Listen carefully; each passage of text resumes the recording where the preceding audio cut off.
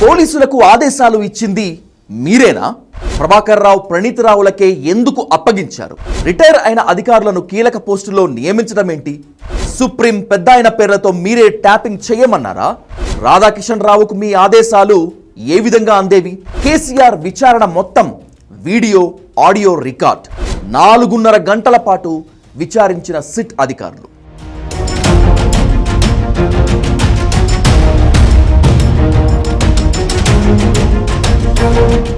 Phone tapping కేసులో SIT ప్రశ్నలకు కేసీఆర్ సమాధానాలు చెప్పారా, లేదంటే నీళ్లు నమిలారా?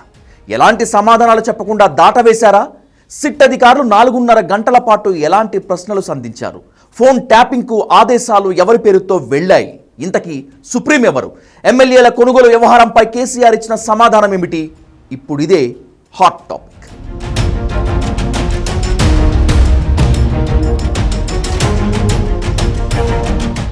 తెలంగాణలో ఫోన్ ట్యాపింగ్ కేసు ప్రకంపనలు సృష్టించింది.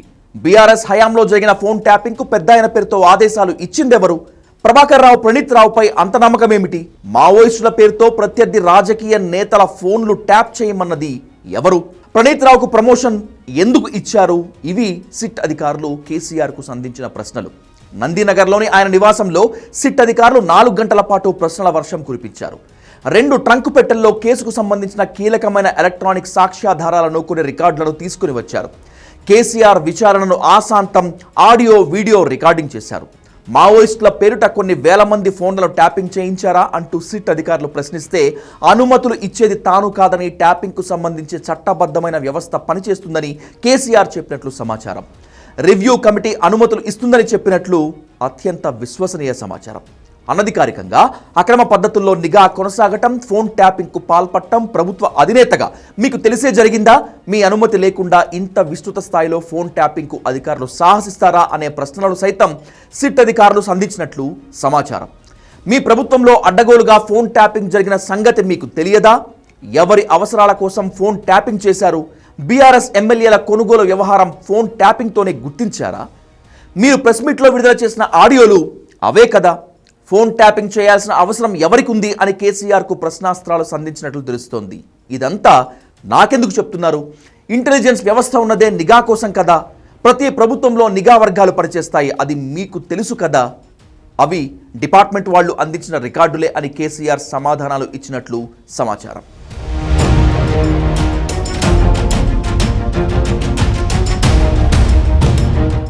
ప్రభుత్వ అధినేతగా మీకు తెలిసే ఫోన్ ట్యాపింగ్ జరిగిందా? మావోయిస్టుల పేరిట కొన్ని వేల మంది ఫోన్లను ట్యాపింగ్ చేయించారా? పదవీ విరమణ పొందిన అధికారులను కీలక బాధ్యతల్లో ఎందుకు కొనసాగించారు? ఎన్నికల్లో గెలుపునకు ఫోన్ ట్యాపింగ్ మీకు ఒక ఆయుధంగా మారటం వల్లే దాన్ని కొనసాగించారా అన్న ప్రశ్నలు సంధించినట్లు తెలుస్తోంది. ఫోన్ ట్యాపింగ్ సమాచారం ఆధారంగా బెదిరించడంతోనే బీఆర్ఎస్కి ఎలక్టోరల్ బాండ్లు పెద్ద మొత్తంలో వచ్చాయా అంటూ కేసీఆర్ పై ప్రశ్నల వర్షం కురిపించినట్లు సమాచారం.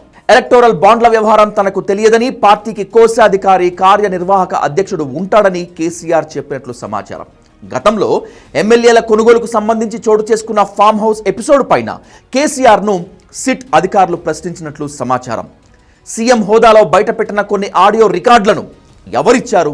ఆ కేసులో నిఘా, ఫోన్ ట్యాపింగ్ కొనసాగించాలని మీరే ఆదేశించారా అనే ప్రశ్నలు కూడా కేసీఆర్ ముందు ఉంచినట్లు సమాచారం. పార్లమెంట్ ఎన్నికలు, మునుగోడు, హుజురాబాద్ ఉప ఎన్నిక సందర్భంగా అనధికారికంగా వేలాది ఫోన్లు ట్యాపింగ్ మీ ఆదేశాలతోనే జరిగిందా? ఈ వ్యవహారంలో కేటీఆర్, హరీష్ రావు, సంతోష్ రావు పాత్ర ఉందా అని ప్రశ్నించినట్లు కూడా తెలుస్తోంది. Intelligence, political wing, top secret cell additional డీఎస్పీగా విధులు నిర్వహించిన భుజంగరావు సహా ప్రభాకర్ రావు నుంచి ఎలాంటి సమాచారం వచ్చేది? వారి ద్వారా ఫోన్ నెంబర్లను ట్యాపింగ్ చేయాలని మీరే చెప్పారా, లేక అధికారులే సొంతంగా చేశారా అని ప్రశ్నించినట్లు సమాచారం. కేసీఆర్ను సిట్ ప్రశ్నించే విధానంతో పాటు ఆయన చెప్పే సమాధానాలు పూర్తిగా చట్ట పరిధిలోకి వచ్చే విధంగా ఆడియో వీడియో రికార్డింగ్ పరికరాలను ఏర్పాటు చేశారు. విచారణ అంతా వీడియో రికార్డింగ్ చేశారు.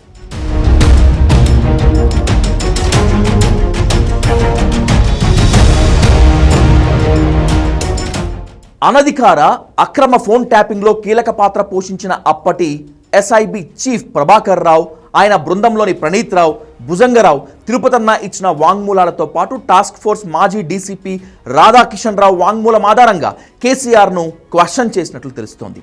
ఎవరిపై నిఘా పెట్టాలనే దానిపై తమకు సీఎంఓ నుంచి ఆదేశాలు అందేవని రాధాకిషన్ రావు వాంగ్మూలం ఇచ్చారు. దీని ఆధారంగా సిట్ మీరు ఇలాంటి ఆదేశాలు ఇచ్చారా, రాధాకిషన్ రావుకు మీ ఆర్డర్స్ ఏ విధంగా అందేవి అని ప్రశ్నించినట్లు సమాచారం. రాధాకిషన్ రావు ప్రభాకర్ రావును పదవి విరమణ తర్వాత కూడా కీలక హోదాల్లో కొనసాగించడానికి కారణం ఏంటని ప్రశ్నించినట్లుగా తెలుస్తోంది.